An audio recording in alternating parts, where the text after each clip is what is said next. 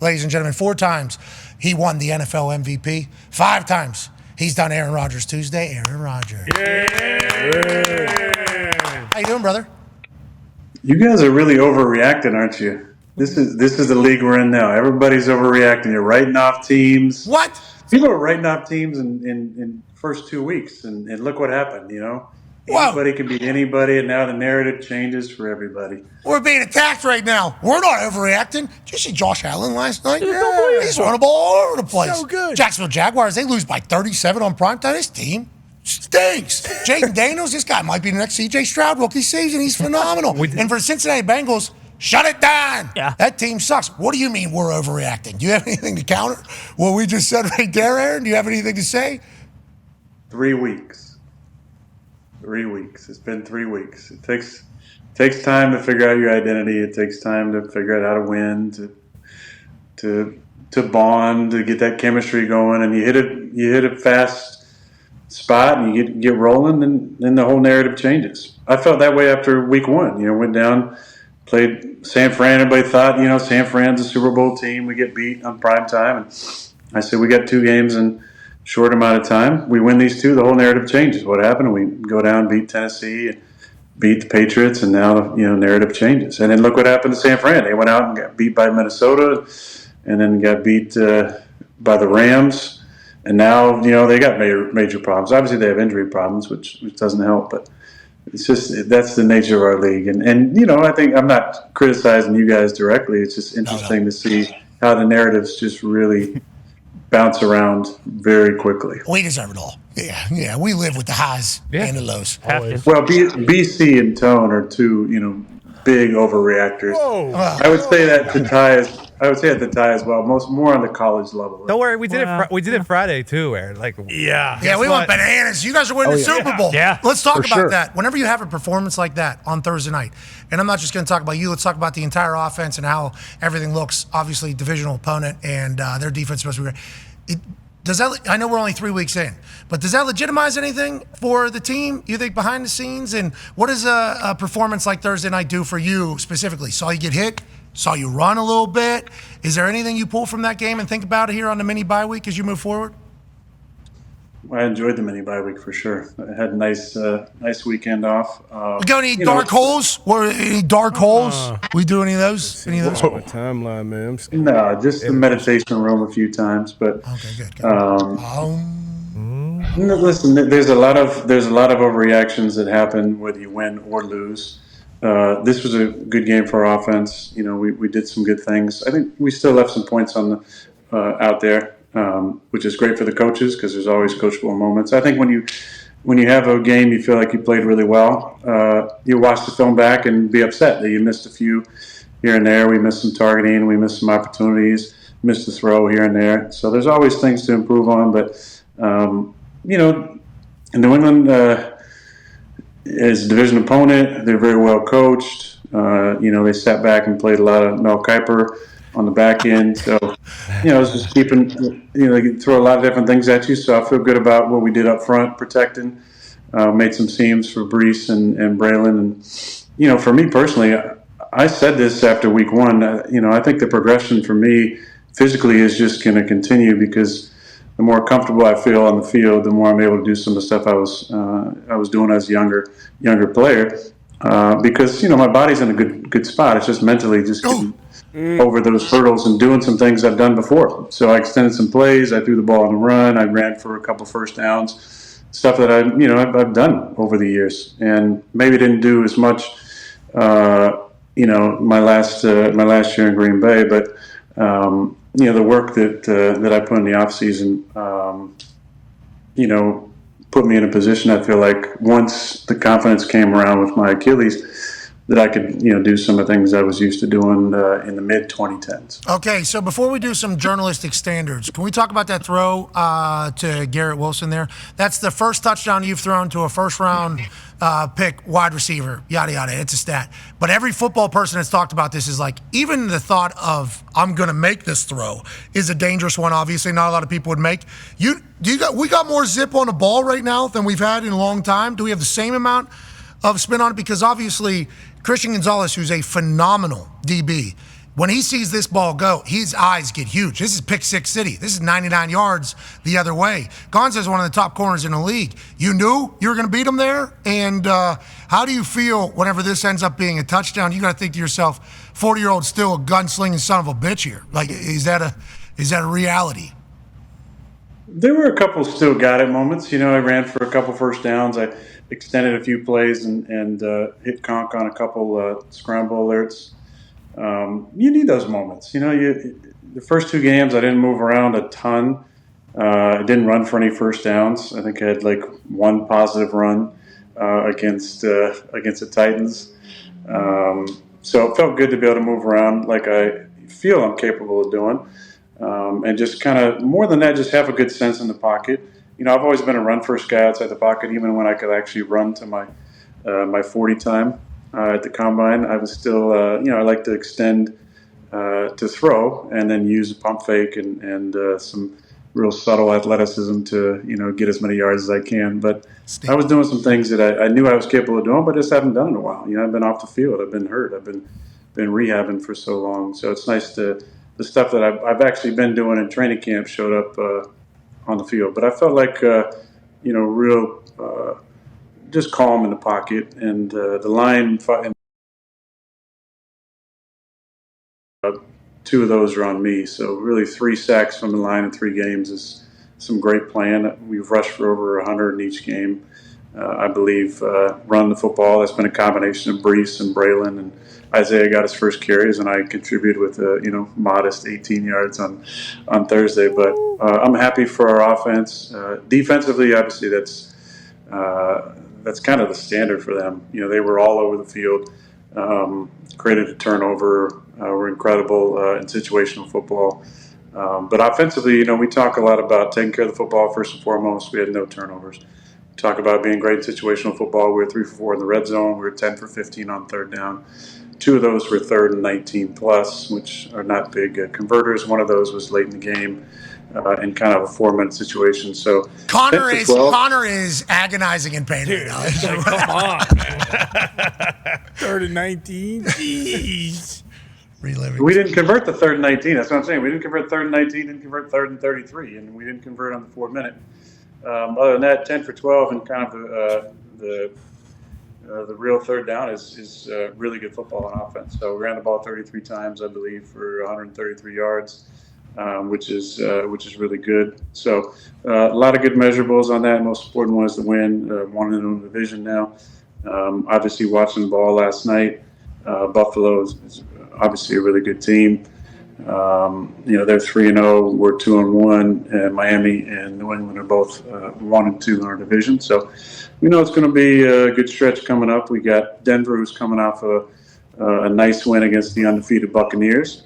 And just watching them, I feel like defensively they throw a lot of different things at you, and they played really well on defense. They had 2 safeties against Seattle in week 1. Just didn't do a whole lot on offense, I don't feel like. But special teams and defense kept them in the game in week 1. Week 2 they played Pittsburgh and, didn't give up a ton of yardage or points in that game. So they've been playing really well. They gave up 7 points against the Buccaneers in week 3. So they've been playing well. They're going to be riding high. Then after that, we have 2 undefeated teams, so it's going to be a good stretch for us. Yeah, I'm excited to see. One of those is going to be in London too, so it'll be a stressor on the whole travel schedule. Yeah, but you love London. You love those London games. International shows, baby. We got to put on a performance. Excited to see if Bo Nix can continue to go. Obviously, your defense is also impossible. So that should be a great matchup. I like where the Jets are. Will you hop on a train with me real quick for some journalistic standards? This is the last question from me before the boys all have theirs, because this one I think talks about 3 plays that I saw happen on Thursday night that kind of contribute to this entire situation. Ben Standig, who works for The Athletic, I believe he covers the Commanders and the entire NFL as a whole. The Athletic owned by the New York Times. Okay, journalistic standards. He did an article that basically said, the quote about the Jets from agents that he talked to says, there's complete disarray over there. Look at how they've handled Aaron Rodgers. Has one player had more power than him? He skipped minicamp. They've been unable to convert him into a team player. The vibe inside the building is terrible. Okay, so let's go to the 3 plays that I saw on Thursday night that made me go, oh, that's interesting reporting. The vibe's terrible. How about this one? Can. Everybody on the field does the cans, the hand signal. I know you guys see that in film. I know that's something you stress. The ability for everybody to buy in and be this alert to everything happening in the first quarter is obviously beautiful. Then how about whenever there's a little bit of an extra hit, offensive lineman comes flying in and goes, wait a second, you want to touch my guy? How about we fight? Okay, you want to dump him on his head? Okay, without even thinking about it, here comes Simpson. What? I will fight you. This is not even a question. A good indicator of a team, by the way, of a team that is together, that likes each other. Before Brees Hall even has a chance to get up and fight this guy, Simpson, offensive lineman, big dude, sprints 20 yards and says, we ain't doing that. Then, talking about fighting, Keon White? Yeah. Mm-hmm. Yep. Keon White hit you a little bit late, some of your teammates think, on the sideline. Thinks he hit you a little bit late. What happens? Lazard comes over. He's about to fight him. Lazard's about, hey, what do you think this is, pal? You think this is a game? You say, hey, it's all good. It's all good. You say, it's all good. So there's just 3 plays that I saw from the game the other night that indicated that your team is very together and maybe the complete opposite of a horrendous culture. What is the behind the scenes like for the Jets? And whenever you push your head coach, how does everybody handle it? I would say the culture is about the opposite of what that article said. No. I didn't read the article, but just reading that headline there, it sounds like it was written by Hassan Reddick's agent in a way to, well, former agent, I guess, possibly, in a way to try and disparage our great organization. When you perform like you do Thursday, and we're 2-1, and obviously, you never know what can happen as the season goes on. But I think you realize how ridiculous some of these off-season storylines can be. Is anybody talking about mini camp anymore? Like, does anybody feel like that's an important contributor in the season? The answer is no, shouldn't, because it's not.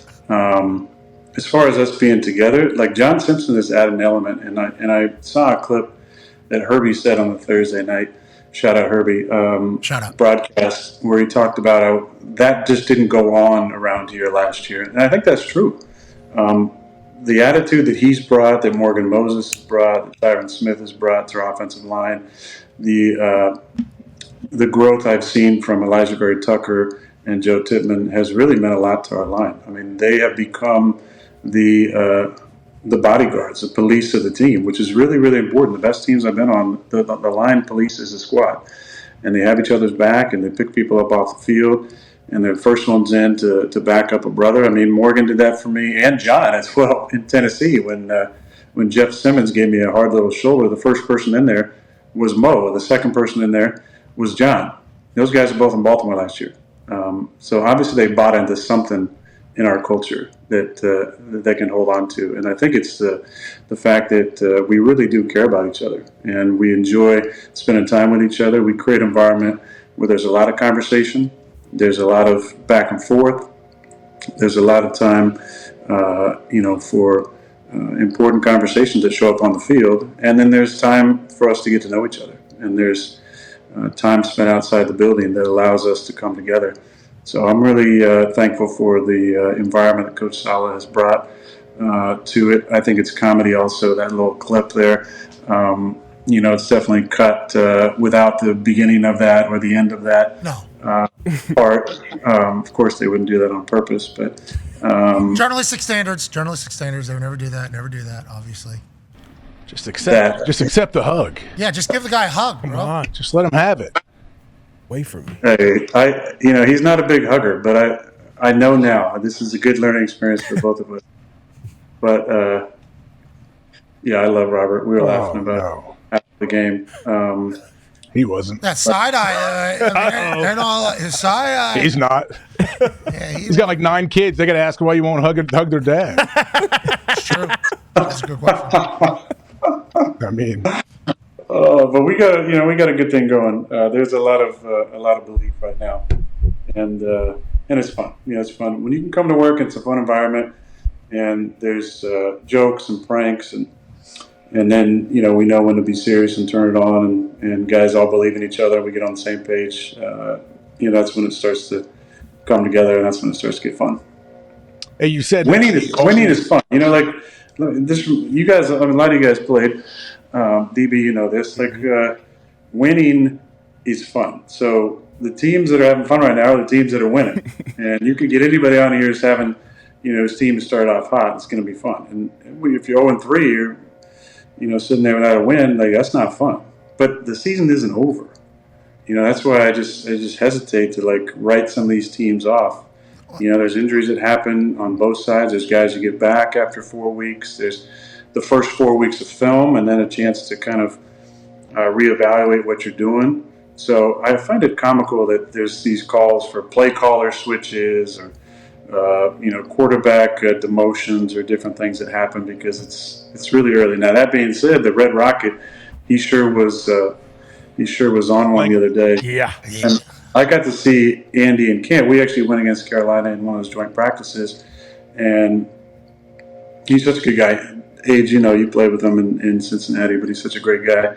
Been in some really interesting situations over the years since he left Cincinnati, but one of those guys you pull for because he's one of the good guys in the NFL. So really happy for Andy and his performance. Yeah, he looks cool too. Oh yeah, that haircut change was He's got great hair. I mean, great hair. Good beard. It was a big move for him too. That was like Gordon Hayward almost. Yeah, I bet. Yeah, whenever he had the hair change, it was like, wow, this is a new dude. Him and Flacco, similar times they did it. Yeah, Flacco did the same thing.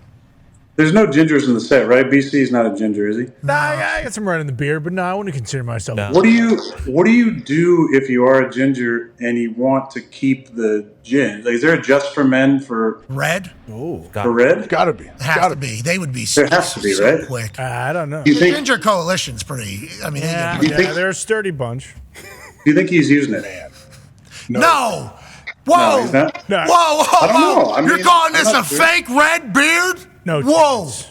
This is I'm a not red saying that. rocket. You think the red rocket needs help getting more red? I don't think so. Just for men, it's a light red brown. Holy shit. I just know that John Kuhn over the years, was worried about the gray in his beard, and he may have found a solution. And if he did, he might pass that on to Andy. It's possible. There's a chance. By the way, the gray in the beard, I think, looks good. Oh yeah. Yeah. I think it looks good. And the dark hair guys who try to cover it up, we know. Looking at you, Bob Costas. Yeah. It's purple. Yeah. We can see that your beard is not that color. Don't be a fool. We know.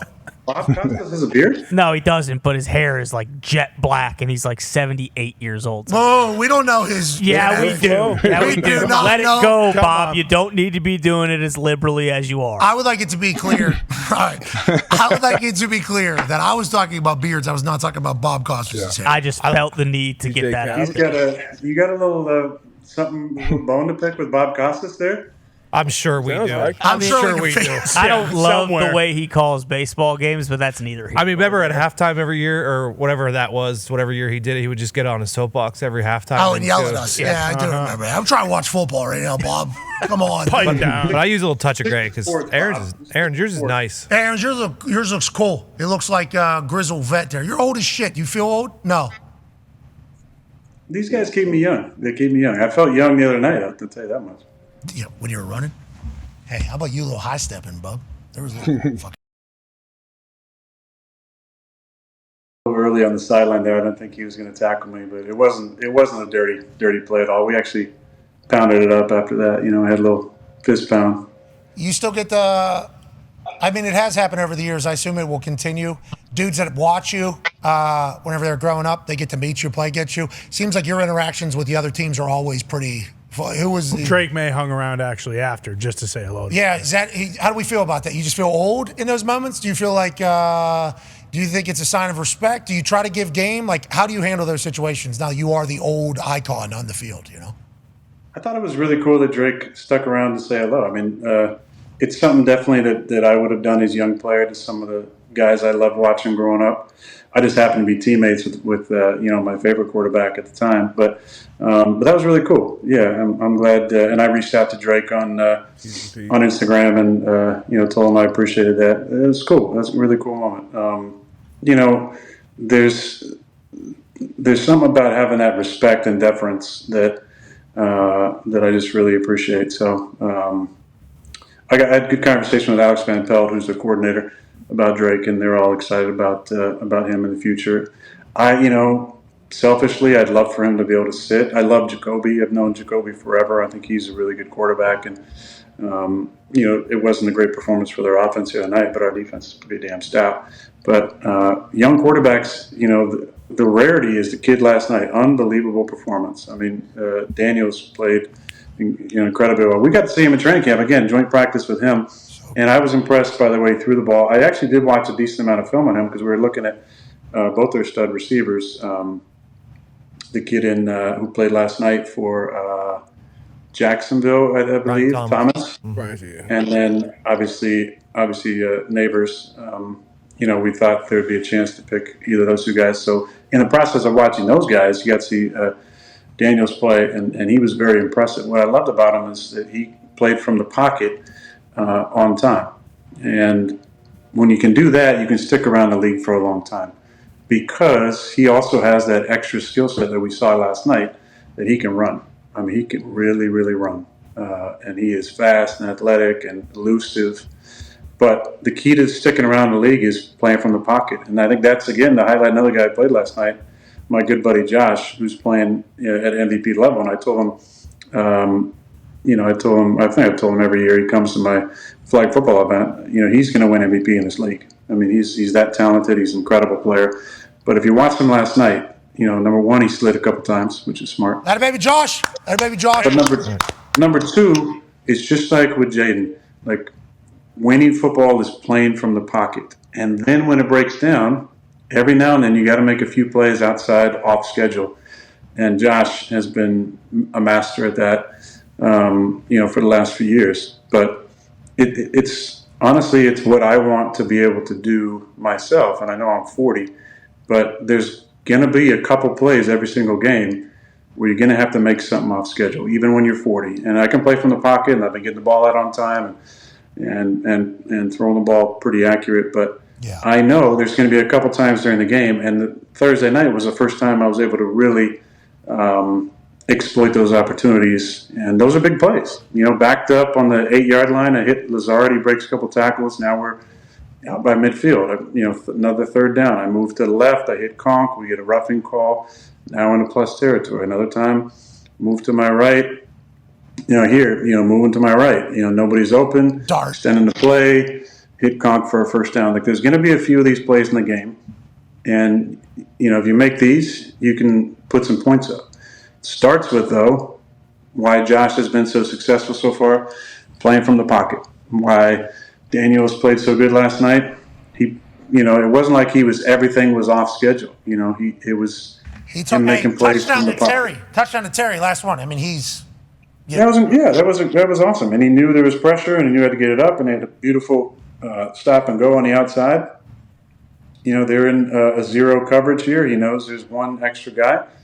He knows where he's going with the ball. He throws an absolute dime. It's really hard you got a guy barreling down. You got to put enough air on Terry on that ball so he can stutter go, and then you got to expect where he's going to be when he transitions out of this. I mean, he's throwing the ball as Terry is stuttering. It's an incredible play. So you got to give credit not just to Jaden, but Cliff Kingsbury, I thought, called a great game. Dan Quinn, anybody who's been around Dan loves him. He's created a really good culture there. And then, the stuff that I heard from Terry, when they're talking about Terry on the field, because he came in, I believe he had 8 catches for 39 yards. They read us in the first 2 games. Terry McLaurin's had 1,000 yards, but I saw on the thing last night, like 10 different quarterbacks have thrown the ball before Jaden. But his humility in that moment, that's what you need from your star players. You need your best players to be your best people.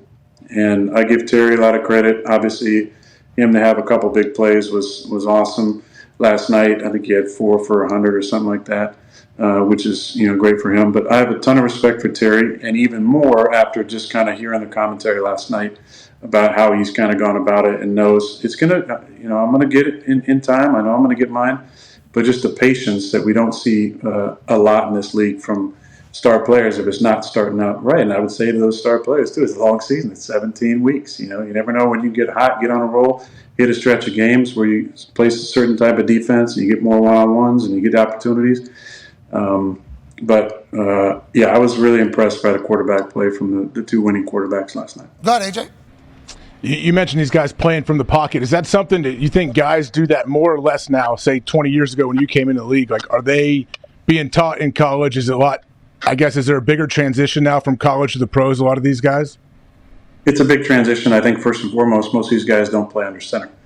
They don't play under center a lot. They don't call their own cadence. They clap. Why not? Hey, why not though, Aaron? Why don't we go under center at least every once in a while if we want to go 4th and 1 or something? Like, why are some teams absolutely won't do it? I think they think that quarterback center exchange is going to go bad because we'd never do it, right? Isn't that literally the fear? Isn't that what it is? I'm not sure about that, but you saw last year your favorite team won the national championship playing under center a decent amount, run the football. But you got to play from under center in the NFL. Because you got to give the potential of doing everything from under center with keepers, with action, and then also run the football. The league, as Mel Kiper said last week, the league has gone to the trend of a lot more too high defenses and a lot more nickel personnel. So you're going to have to run the football to win this league. That's why you're seeing, I think, points are down, touchdowns are down because defenses are playing a lot softer.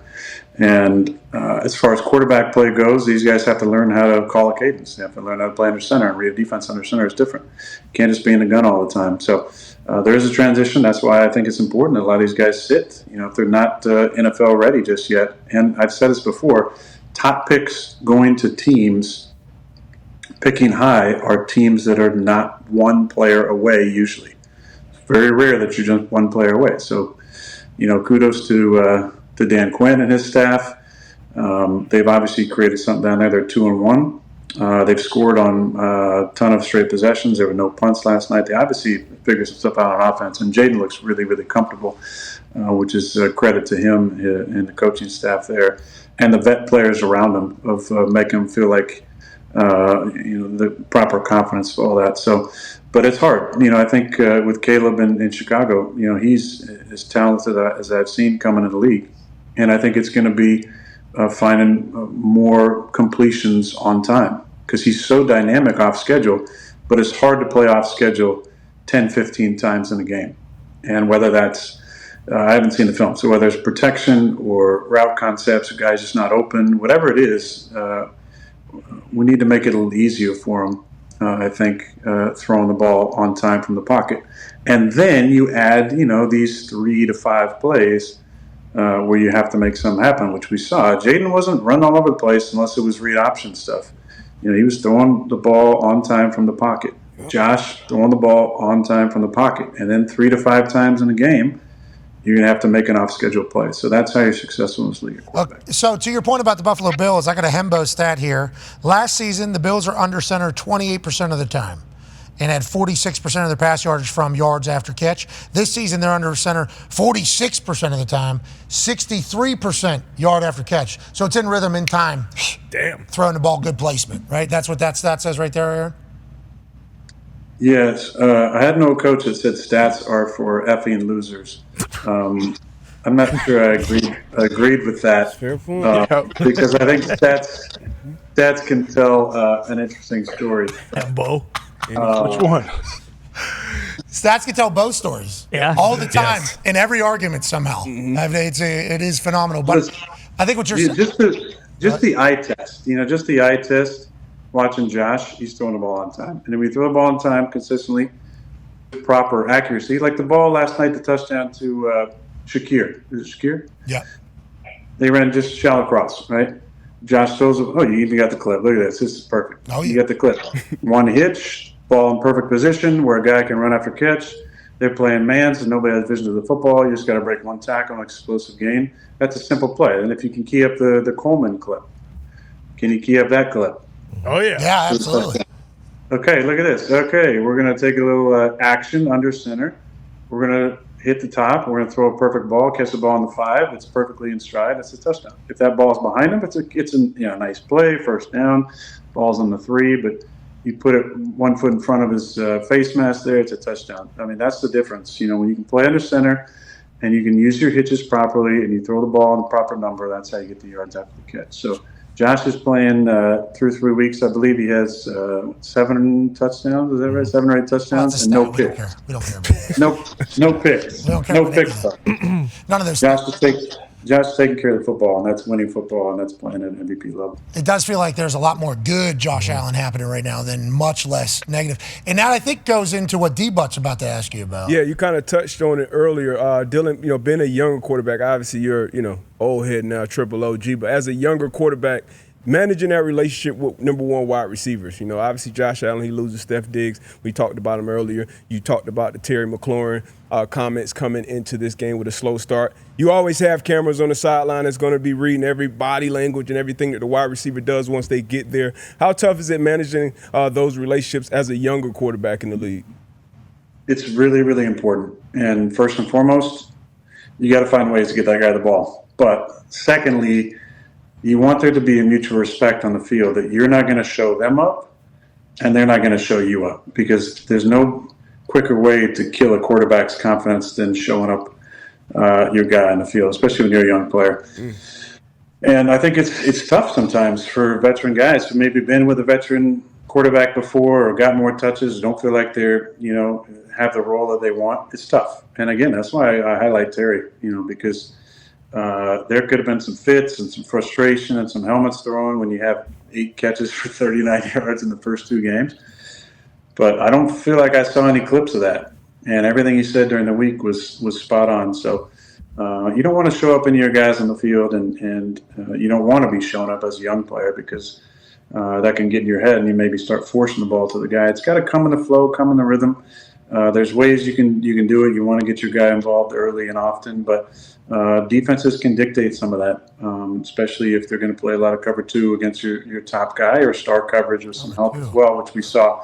I feel like there's more legitimate number 1 corners maybe in the league this year than we've seen in the previous years. We've faced some great ones the first 3 weeks, and we got one of the best, if not the best, this week. Obviously, I love our guys in New York. Counting out our guys, Pat Surtain is mentioned among the best corners in the league with just about anybody you talk to, and rightfully so. I mean, he does star coverage. He plays on the slot. He plays outside. He tackles. He's got great ball skills. He stays on the hip.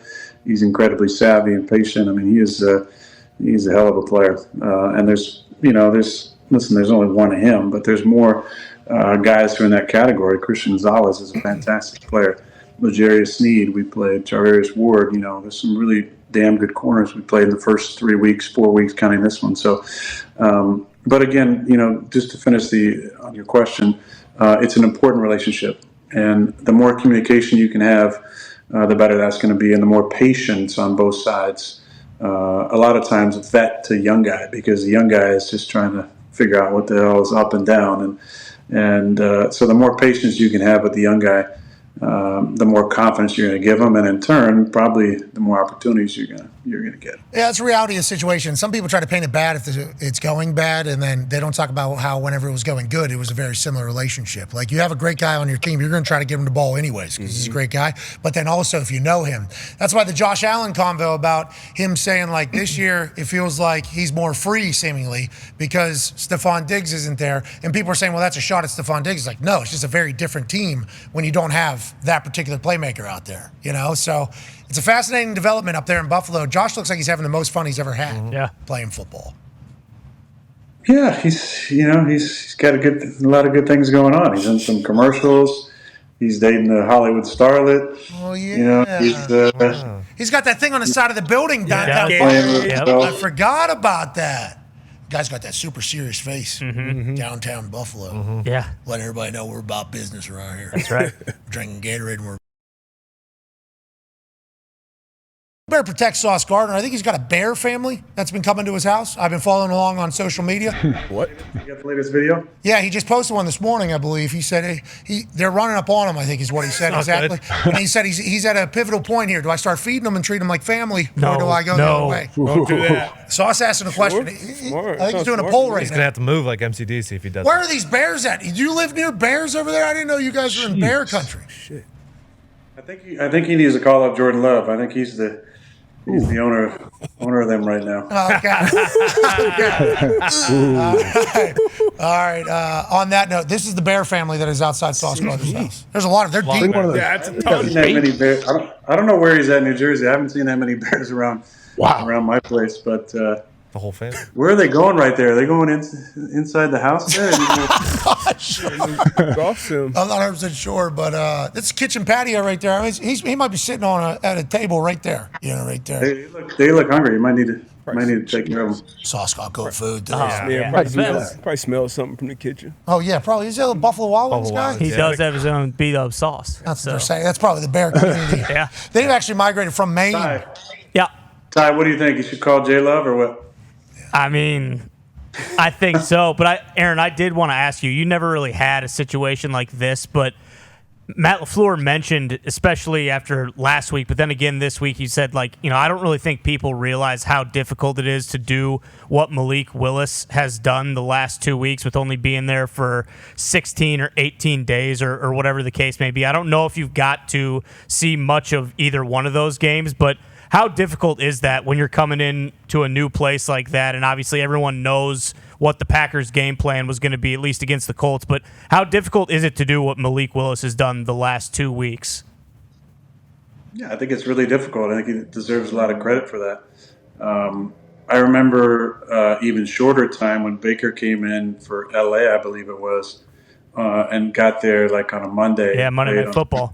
I remember way back in the day, Carson Palmer did that on a short week, going Arizona out of retirement, I think, to Oakland and playing in a short week, if my memory serves. But it's really hard. I think Matt deserves a lot of credit for the plan he put together.